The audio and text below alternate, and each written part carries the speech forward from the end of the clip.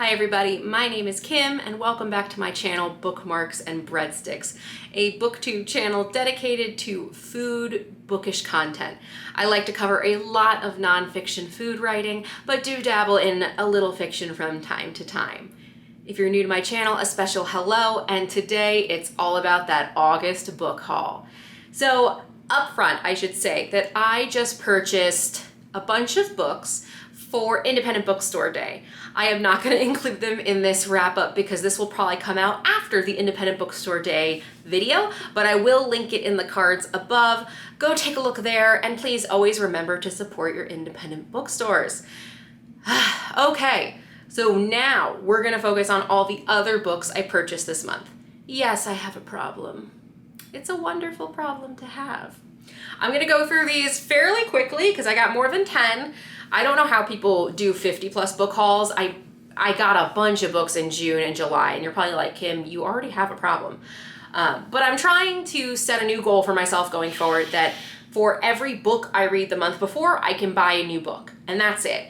Because I'm never gonna be able to go cold turkey. It's just impossible. But for example, I've read 8 books in August. I can get 8 books in September, and that's it. I am also going to be quite broke because my wedding's a week away and I need to catch up on those payments. So someone was meowing outside the door while I was filming. Say hi. This is Hamilton. Hamilton Zieg III. He is a needy kitty who likes to talk. He's probably gonna, okay, bye. He could be a YouTube star if he wanted. He's actually just sniffing my books now. Anyway, back to our August book haul. First book I picked up was The Library Book by Susan Orlean. I just mentioned this book in my August wrap-up, so I won't do a huge description about this book, but this is not food nonfiction. This is nonfiction focusing on the Los Angeles Public Library and the fire of April 29th, 1986. It's an homage and a love story to the library. I highly recommend. Every other book now going through, I have not finished, I have not started. Can you see his floof tail down there? Floof tail. Bye, floof tail. Sorry. This next book I got is Dark Emu by Bruce Pascoe. I actually learned about this book through the New York Times. I was reading about Aboriginal Australia. So Dark Emu is Aboriginal Australia and the birth of agriculture. I know nothing about Australia agriculture, so this is going to be exciting. Also, I find this book, while very simple, quite stunning. The back reads, history has portrayed Australia's first peoples, the Aboriginals, as hunter-gatherers who lived on an empty, uncultivated land. History is wrong. The next book is Eating Vietnam by Graham Holiday. I actually have his other book, Eating Korea, and when I realized that Eating Vietnam was his first book, I wanted to read this one first. This is an imprint from Anthony Bourdain Books, an imprint of Echo Books and HarperCollins. Obviously, Anthony Bourdain is no longer with us, but I always think that any book or writer Anthony Bourdain, gave his endorsement to, I need to read. Next up is The Chocolate Wars by Deborah Cadbury. If this last name sounds familiar, maybe you're thinking of the Cadbury Bunny or Cadbury Cream Eggs. So this is a candy war that is another book that I plan on using for my sweet series. The sweet series focuses on food history of our favorite sweet treats. I've already done 2 so far, one about fluff and one about chocolate and candies in America.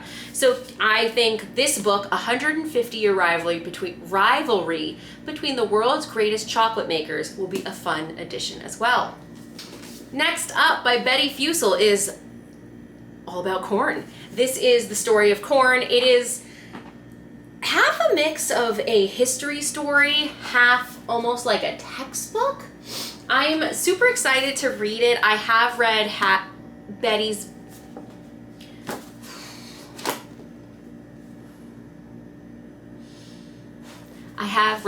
Betty's book all about beef, so I wanted to continue reading more of her work. This is a Julia Child Cookbook Award winner, International Association of Culinary Professionals. It's not really a cookbook. It does have recipes in here, but the chapters are things like the language of science, the language of seasons, the language of corn. So I'm not quite sure how it's a cookbook, but hey, I'll give it a chance. I should mention that if I seem tired, I already filmed this video and my August wrap up and my wedding TBR videos all last week, and when I went to start editing, I realized I had no audio on any of them. We're talking hours of footage. So I'm doing this again, and I don't know how to be enthusiastic about it. I'm rather grumpy. I mean, I'm very excited to have books, but grumpy that I have to do this again. So bear with me. The next book is The History of Cookbooks. I'll be completely candid.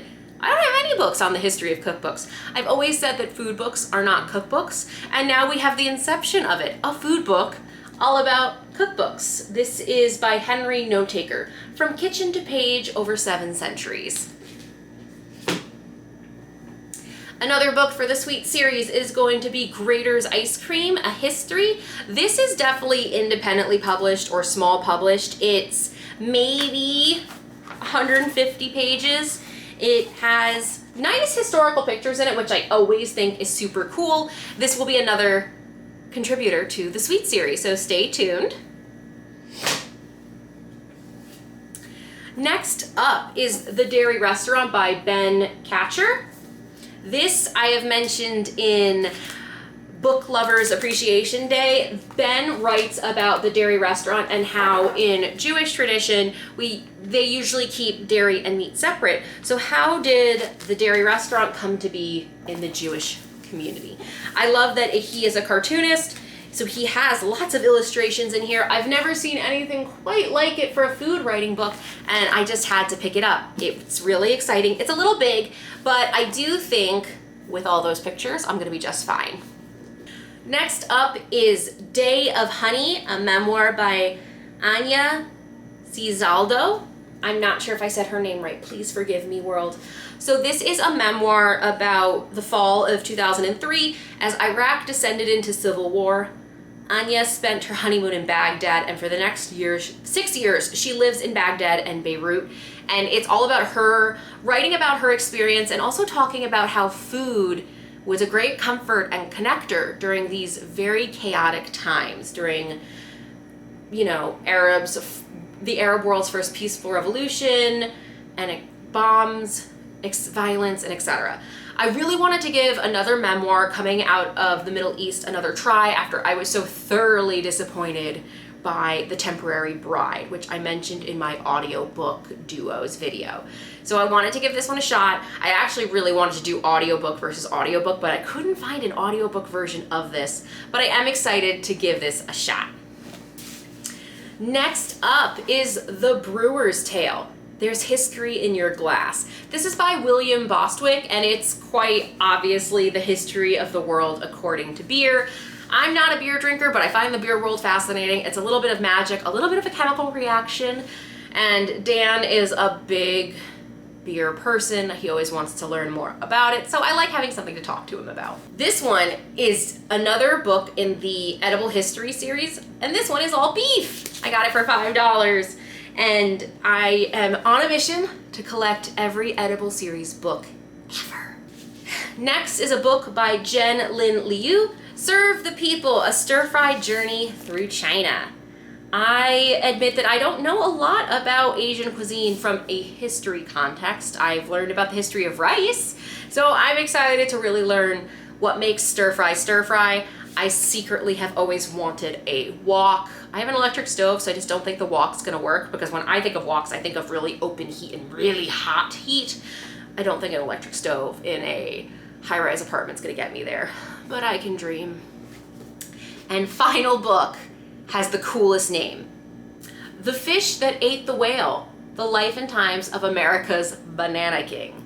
Not where you thought we were going, right? This is by Rich Cohen, author of Sweet and Low, A Family History, and it's about bananas! This cover is just beautiful in its simplicity. It's named the best book of the year by the San Francisco Chronicle and the Times. The fascinating untold tale of Samuel Zemurray, the self-made banana mogul who went from a penniless roadside banana peddler to kingmaker and capitalist revolutionary. Who knew your banana could be so important? That sounded really sexual, I'm sorry. I'm very excited to read about the history of bananas though. all in. That is 1, 2, 3, 4, 5, 6, 7, 8, 9, 10, 11, 12, 13 books, putting aside everything that was purchased for Independent Bookstore Day. I still have to be accountable that I bought those books, but that's also, Independent Bookstore Day is like my Christmas. So we'll put those aside. But going forward, I read 8 books in the month of August. That means I can only get 8 books. I also have a monthly Audible audiobook subscription, so I only get 1 credit a month for 1 book there. So we should be fine. Which book is the most exciting for you? If I have to look, I'm so torn, but I really think I'm excited to read Dark Emu because I know nothing about Australia and its Aboriginal people. I'm excited to read about the Banana King. I'm excited to read about the Cadbury Chocolate War. And geez, what else? There's just so many to choose from. Let me know in the comments below where you think I should start. Which do you think you'd want to see a book review of? And if you like what I'm doing, if you want more food bookish content, please don't forget to comment below, hit that like button and hit that subscribe button. I am still so touched that I got to over 100 subscribers by the end of summer. It is quite literally August 30th? It's the 29th, it's August 30th and I made it to over 100 subscribers after just launching my channel back at the end of May. So a big thank you. Let me know what you guys are liking. What do you want to see more of? What can I do to make this more entertaining? Do you want more listicles? Do you want more book duos? Let me know. I am here to please and to read. Please remember to wear a mask. Be safe out there. Black lives still matter. They will always matter. And keep on reading. Bye. Oh, so you're saying that you meowed outside the door while I was filming because you wanted to sleep on the blanket? Oh, is that it? You're just gonna be so innocent. Right, Hamilton? He's ignoring me, guys. Whatever. He's a beautiful cat. He's so pretty. Bye, Hamilton, the YouTube star.